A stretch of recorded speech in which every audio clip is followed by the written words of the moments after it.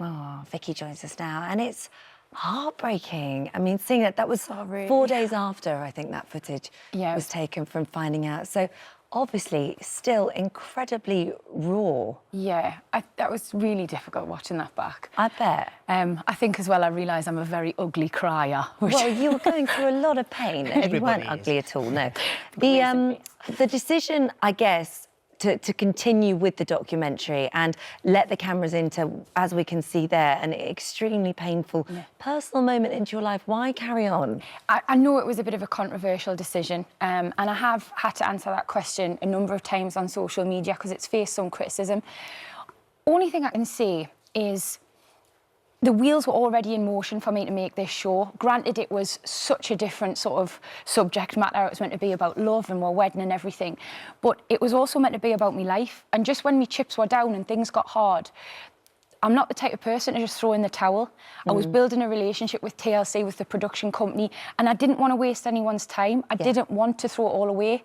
And apart from that, like, one of the first things I did was come in here and worked. I got my head down and slapping on a bit of lipstick and going to work and channeling me energies into something creative. A good distraction. It was exactly what I needed, a distraction. Funnily enough, ultimately, where the documentary goes to actually where you are now, it's actually a kind of good thing for people to watch and see that there is a way out even when you start off at rock bottom like that, which you didn't know when you started, but ultimately I think it's probably a good thing. I think when I started off, I didn't see light at the end of the tunnel.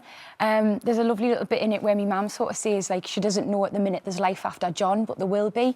I just felt really broken and really lost. And I didn't know where it was going to go, where it was going to take us. I'm so pleased I'm not still lying in bed and drinking gin and eating Pop-Tarts out the box. That's a real positive. But it became more than just me. It became about me wanting to show women who've been through something similar that although it's rubbish and although it hurts and although it feels like you might not be able to get through it, then you can. Yeah. How did you think the relationship, where did you think it was when you were making that and suddenly it breaks? I feel like I think I probably was the most shocked out of anyone. I consider myself to be quite an intelligent woman, but I'm obviously, we've said before, like, love is blind, isn't it? I didn't know there was anything wrong. I didn't know that he wasn't happy. I didn't think he had this in him necessarily. So I was so taken aback, and I think that's what hurt the most. Well, you were getting your house together, so the infrastructure was there. Everything was beginning to be sorted out. On the day that you were told, I think, you were about to sign the contract on the wedding venue, weren't you? Yeah, we were due to go and film at a wedding venue and sign the contracts and everything, and that's when the news broke. So a very different day to the one I had planned. And the thing is, this isn't just like you find out, it's not like a best friend going, I've got to sit you down and tell you, I think he's cheating on you. This is public. This is a phone call to your agent to say there are photographs of him with another woman. And these aren't just for you to see, this is for everyone to see. How does that feel, that your world suddenly comes tumbling down so publicly? I think heartbreak is heartbreak, and whether it happens in my position or someone else's, like, the hurt is the same.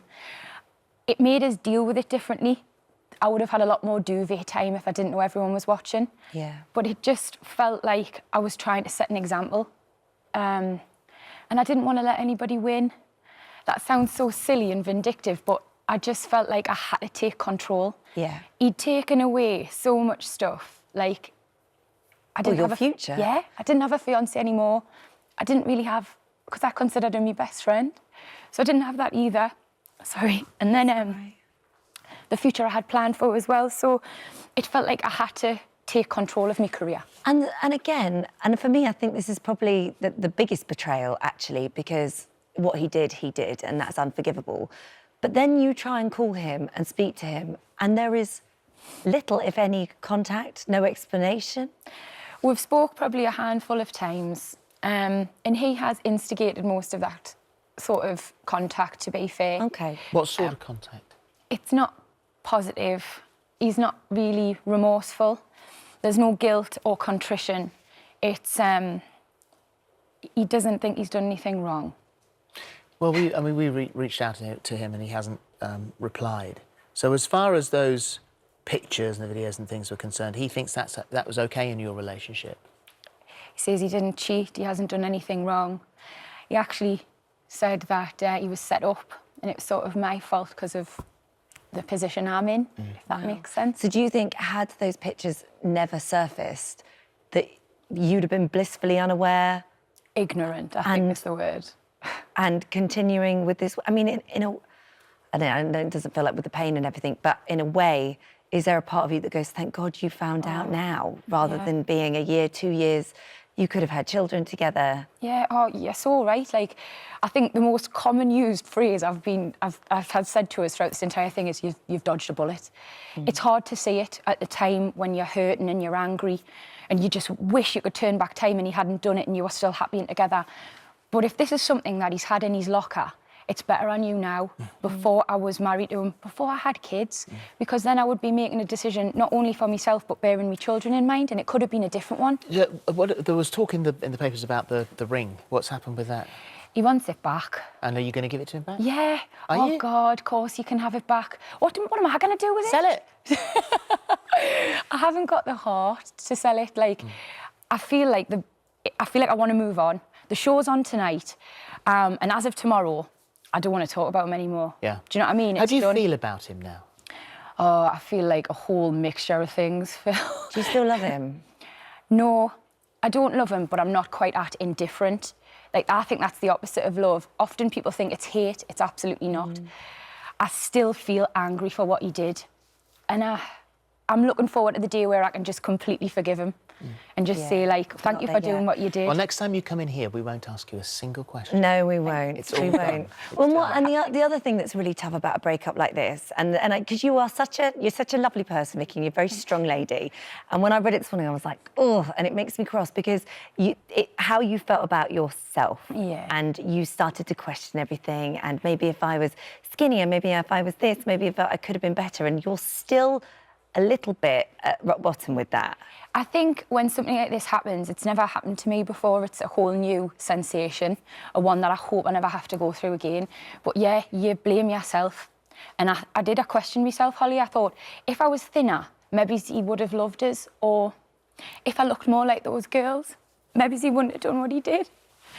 But in the end, it's not about me. Yeah, it's not. I couldn't, thank you, I couldn't make John love me. And I couldn't make him a man. That's not my job. That was one thing he had to do. So, no, I'm getting there. I'm getting stronger. I'm getting a bit of the old sparkle back. He's out there, Vicky, wherever he happens to be, whatever, you know, what his name is, what he does for a living, whatever, who knows. But he is out there for you. Oh, I hope he is. Mr. Right. Knight in shining armour. The most important thing is that what you're doing now is that you say you've picked yourself up. You're living life to the full. You're going to attempt to. Yep. And that's the most important thing. And people do criticise and say, oh my God, why on TV? Funnily enough, that's real life. That's real life. And what you've done there is you've shown a lot of people that you can sit down, you can talk about it, and you can crack on with your life. Thank you very much, guys. So we'll look forward to the next time you come in. To the future. To the future, definitely. Yeah. Thanks for having us. All right, thanks.